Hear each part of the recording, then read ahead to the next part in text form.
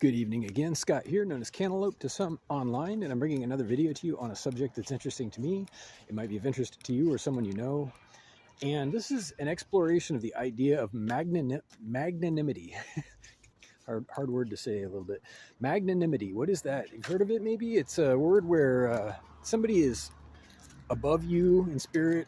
They think they are, they actually are. They're more dignified, more superior perhaps, in some way, shape, or form, and they reach out with their glorious hand to give you, either a pat on the back or a handout of some kind. Magnanimity. It's not usually said to be flattering. It's not a compliment, but you see this a lot, and this is the point of the video. You see a lot of magnanimous people who act magnanimous, and they believe that their pity or their mercy is something to be revered and cherished, and it's really silly if you ask me.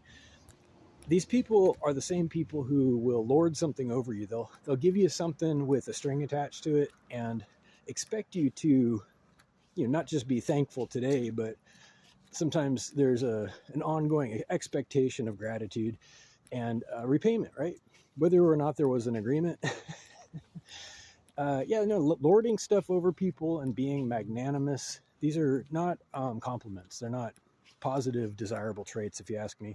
But you still see it. You still see a lot of people behaving this way.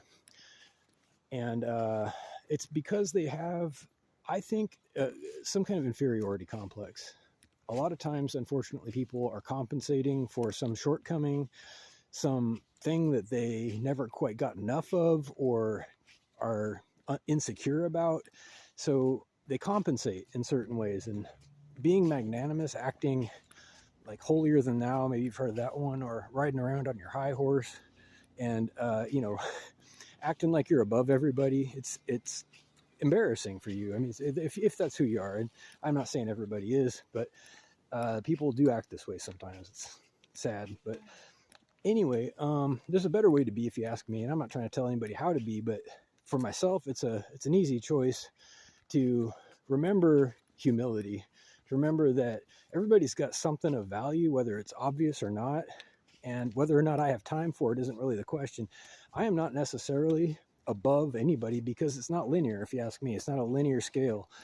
People and the quality of people is very much multidimensional. People are multifaceted. Even the simplest people can be very complex if you take the time to get to know them, right? So who am I to say that I'm superior?